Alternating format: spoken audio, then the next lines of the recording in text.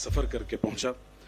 اب اس کے بعد میں جس شخصیت کو دعوت دینا چاہتا ہوں ان کے بارے میں یہ شعر کافی ہوگا کہ کام ہے میرا تغیر، کام ہے میرا تغیر، نام ہے میرا شباب، میرا نعرہ انقلاب و انقلاب و انقلاب.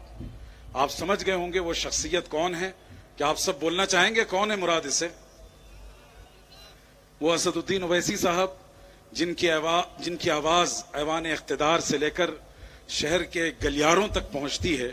اور اس ملک میں اقلیتوں کی نمائندگی اگر کوئی شخص آئین کے حوالے سے کر رہا ہے تو وہ پہرے دار اور پاسدار ہیں محترم جناب اسد الدین اویسی صاحب. المعہد العالی الاسلامی حیدرآباد کی طرف سے میں آپ کا خیر مقدم کرتا ہوں اور بسد شوق اور ذوق آپ کو دعوت خطاب پیش کرتا ہوں. الحمدللہ.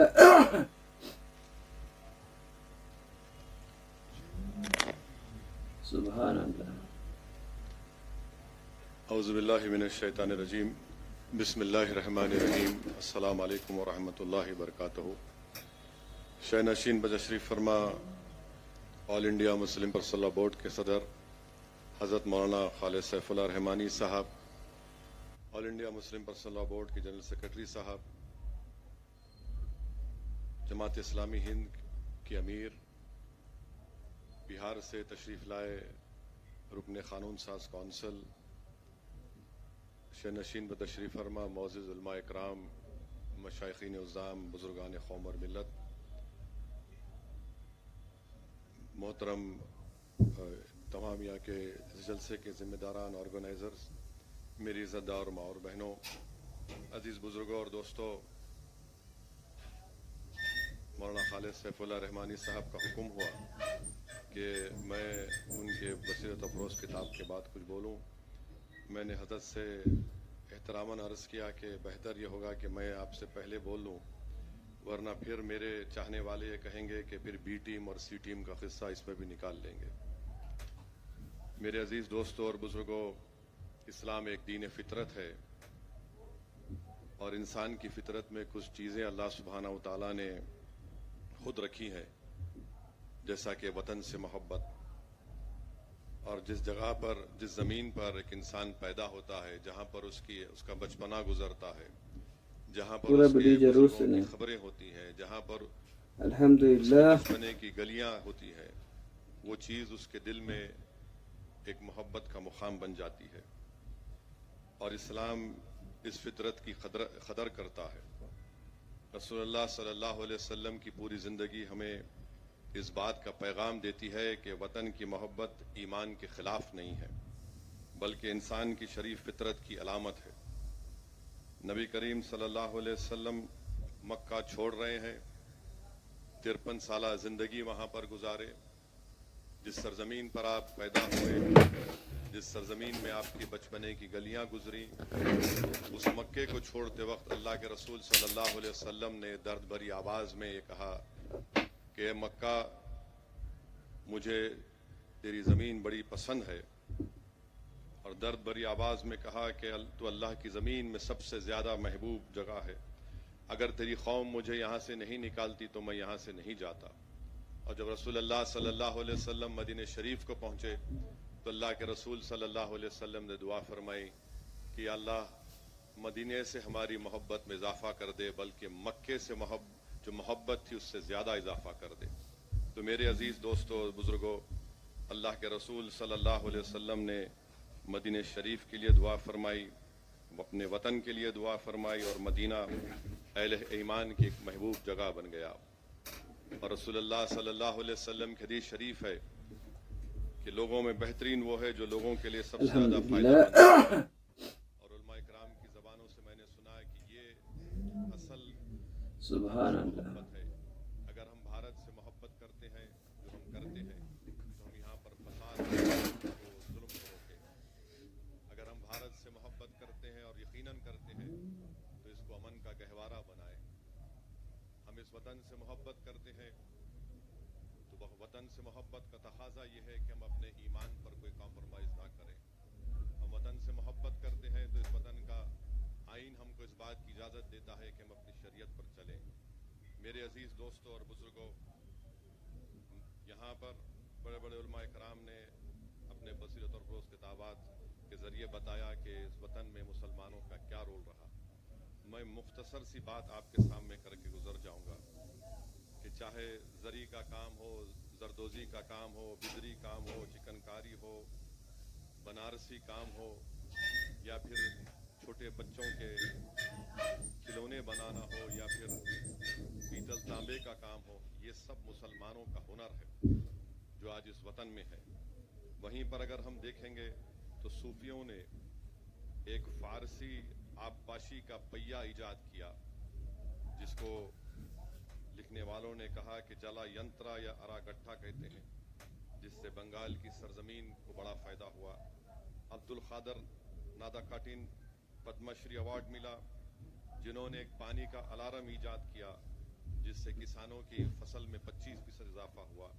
हाजी मोहम्मद शफी शेख साहब ने पूरा बड़ी जरूर से ने बाग बनाया, अल्हम्दुलिल्लाह वालों को नौकरी मिली, उससे बड़ा फायदा हुआ। मेरे अजीज दोस्तों और बुजुर्गों, हवलदार अब्दुल हमीद की कुर्बानी को हम भूल नहीं सकते। परमवीर चक्र उनको मिला 65 की जंग में। ब्रिगेडियर मोहम्मद उस्मान जो पाकिस्तानियों के खिलाफ फौज के खिलाफ लड़ते हुए जम्मू कश्मीर में शहीद हुए, हम उनकी शहादत को नहीं भूल सकते। अब कोई यहाँ पर यह कहेगा कि ओवैसी फौज की बात कर रहा है। मैं फौज की बात इसलिए कर रहा हूं ताकि उन लोगों को पैगाम दिया जा सके जो बार बार सवाल करते हैं मुसलमानों से कि वतन के लिए आपने क्या किया। वहीं पर हम देखते हैं कि साइंस के मैदान में हम खाली APJ अबुल कलाम का जिक्र करते हैं, मगर सच्चाई ये है कि मोहम्मद इस्लाम खान है, इंडियन ग्लाइकोबायोलॉजिस्ट हैं, नेशनल केमिकल लेबोरेटरी में मशहूर दुनिया का साइंटिस्ट है।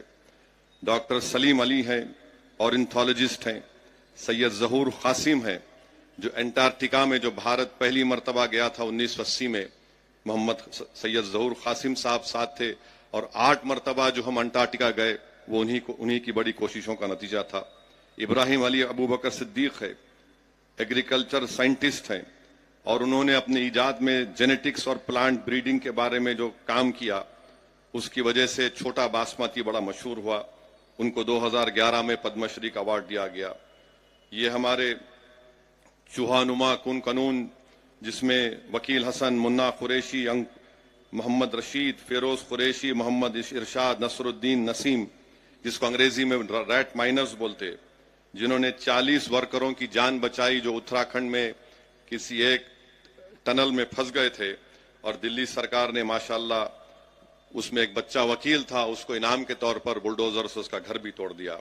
समी सऊद, ये कौन आदमी है जिसने एक पोर्टेबल ECG डिवाइस को इजाद किया, जो डेटा को वायरलेस क्लाउड से एनालिसिस करके भिजाता है, जिससे कई लोगों की जान बचती है, और ये 99% सही प्रेडिक्ट करता है हार्ट अटैक को। समी सऊद उस शख्स का नाम है। Syed Ehtesham Hasnain, molecular epidemiology, drug resistant tuberculosis के बारे में उन्होंने जो अपना पेपर पेश किया, इससे कई मरीजों के पैसे बच रहे हैं और उनकी सेहत अच्छी हो रही है। वहीं पर हम देखते हैं कि उबैद सिद्दीकी, EA सिद्दीकी, ये मॉलिक्यूलर बायोलॉजी में और एग्रीकल्चर जेनेटिक्स में उन्होंने काम किया। अजीम प्रेम जी ने विप्रो को सारी दुनिया में मशहूर कर दिया।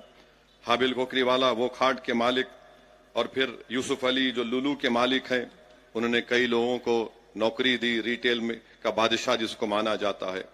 वहीं पर मौलाना अबुल कलाम आजाद रहमतुल्लाह अलैह की कुर्बानियां हम भूल नहीं सकते।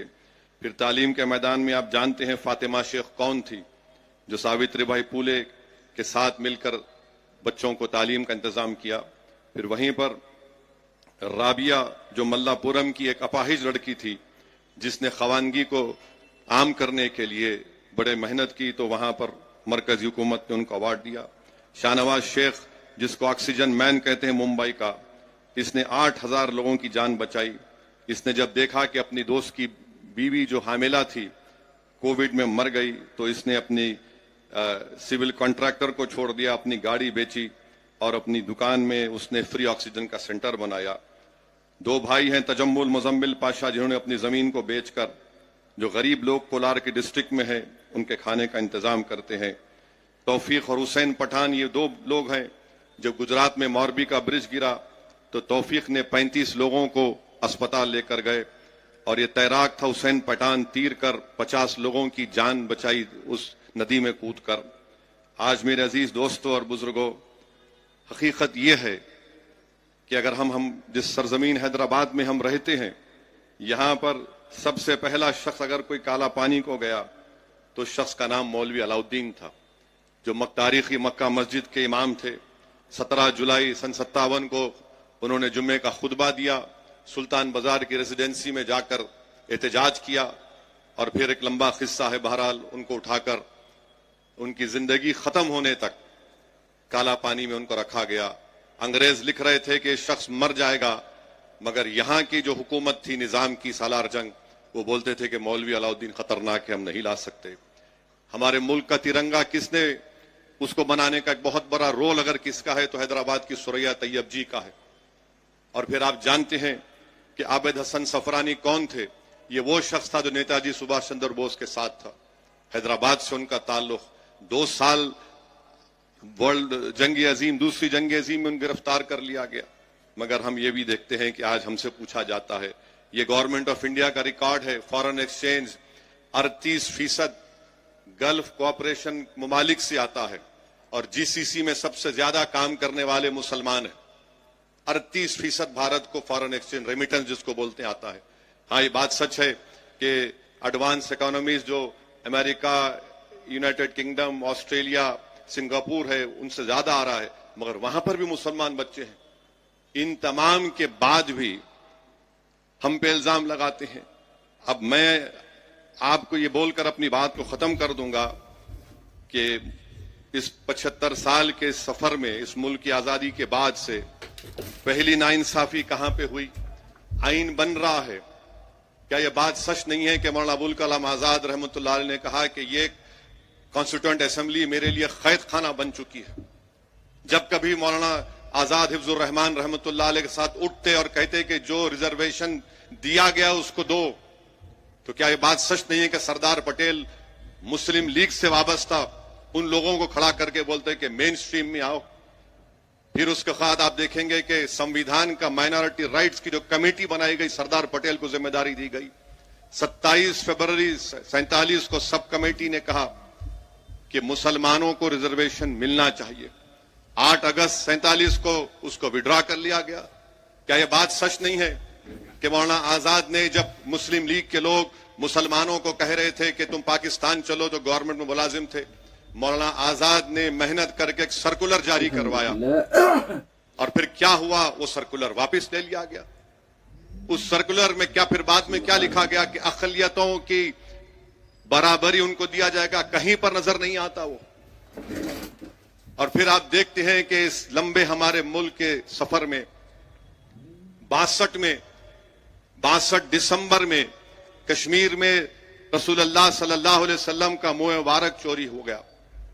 کیا آپ جانتے ہیں کہ 8 لاکھ مسلمانوں کو اس وقت ایسٹ پاکستان میں ڈھکیل دیا گیا؟ 8 لاکھ، یہ ڈیٹا ہے اس کا۔ فسادات کتنے ہوئے؟ نلی کا میسکر ہوا آسام میں، آپ نے دیکھا فساد ہوا ہاشم پورہ کا، ملیانہ کا۔ ہم اور آپ نے دیکھا گجرات میں، بلکہ 69 کا فساد تو 2002 سے بدترین تھا۔ پھر 2002 کی نسل کشی ہم نے دیکھی، 2019 کا دلی کا فساد دیکھا، حیدرآباد کے فسادات ہم نے دیکھے۔ مگر ایک بات جو لوگ سمجھتے نہیں ہیں وہ یہ ہے کہ ان تمام فسادات کو ہم نے دیکھا، ہماری مسجد کو شہید کر دیا گیا، اور کورٹ کا جب فیصلہ آیا تو کورٹ نے کہا کسی نے شہید نہیں کیا۔ سپریم کورٹ کا فیصلہ آیا تو کہا کہ آستھا کی بنیاد پر مسجد آپ کو نہیں دی جا سکتی۔ ملک کی تاریخ اٹھا کر پڑھ لو، جو لوگ آج مسلمانوں کو گالی دیتے ہیں اور وفاداری کا سرٹیفکیٹ ہم سے پوچھتے ہیں، اتنا سب ہم نے سہا اور کل بھی سہیں گے، مگر وطن سے نفرت کے مظاہرے نہیں کیے۔ اقتدار پر بیٹھ کر ظلم کرنے والوں سے ہم نے کہا کہ تم ظالم ہو، ہم تم سے نفرت کرتے۔ تو مسلمانوں کو اگر تم دبا رہے ہو تو تم بھارت کو کمزور کر رہے ہو۔ اگر بھارت ایک دنیا کا امن گاہ بننا چاہتا ہے، ایک ڈیولپ کنٹری بننا چاہتا ہے، کیسے بنے گا جب آپ 19 کروڑ مسلمانوں کو اس طرح حقارت کی نظر سے دیکھیں گے، ان سے ناانصافی کریں گے؟ اور سمویدھان میں رائٹ ٹو ایکوالٹی جو ہے وہ سبسٹینٹیو ایکوالٹی ہے، آپ اس کو بھول جاتے ہیں۔ मस्जिद का फैसला हमारे खिलाफ आया तो क्या किसी मुसलमान ने कोर्ट में जाकर किसी जज के ऊपर जूता फेंका? जूता फेंकने वाले के बारे में एक लफ्ज नहीं बोला जाता, ना मीडिया में बोला जाता है, क्योंकि वो आला जात से उसका ताल्लुक था। हमारी वतन से मोहब्बत है और रहेगी। तुम हुक्मरान हो तो तुम्हारी वजह से डर कर नहीं, बल्कि वतन की मोहब्बत हमारी है और रहेगी इंशाअल्लाह ताला। मेरे अजीज दोस्तों और बुजुर्गों, यहां पर यह भी कहना जरूरी है कि जब वतन की मोहब्बत की बात हम करते हैं तो जो तालीम इदारे मुसलमानों ने कायम किए, अगर कोई उस तालीम इदारे में बैठकर बम बनाने की साजिश करता है तो हम उसकी भी मजम्मत करते हैं। हम लोग कहीं न एक कहीं इदारा बनाना कितना मुश्किल काम होता है, और ऐसे जालिम लोग हैं जो एक मदरसे का कमरा नहीं बना सकते, जो स्कूल का कमरा नहीं बना सकते, जालिम अमोनियम नाइट्राइट लेके बैठते। 14 लोग मारे गए, मुसलमान भी मारे गए, हिंदू भी मारे गए। तो ऐसी जहनियत के लोगों के खिलाफ भी हमको इनकी खुलकर मजम्मत करनी चाहिए। ये जो मुल्क का दुश्मन है वो हमारा दुश्मन है। अगर इस तरह की हरकतें होंगी तो फिर हम तो खुली छूट दे रहे हैं जालिमों को कि जो चाहे करना है कर लो। मगर जो लोग आज ये समझ रहे हैं कि मुसलमान को सेकंड क्लास सिटीजन बनाया जाएगा, तुम भूल जाओ, तुम्हारी नस्लें खत्म हो जाएंगी, हम खत्म हो जाएंगे। जब तक दुनिया बाकी रहेगी, हिंदुस्तान में मुसलमान एक बाइज्जत हिंदुस्तानी बनकर रहेगा। हम लड़ेंगे, जमहूरियत के दायरे में रहकर अपने हुकूक को हासिल करेंगे। हम अपनी मस्जिदों को बचाएंगे। तुम एक मस्जिद को शहीद करे मगर हम लाखों मस्जिदों को आबाद करेंगे। तुम शरीयत पर हमला नहीं कर सकते। अगर तुम करोगे तलाक के नाम पर तो हम आपको उसका जवाब जमहूरी तरीके से मिलेगा।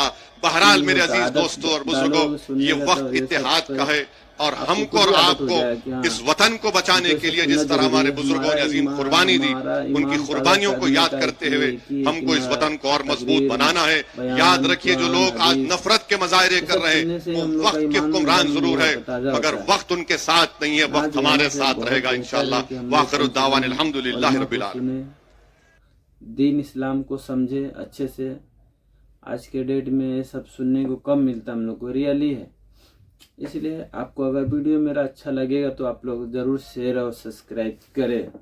बाय, अस्सलाम वालेकुम।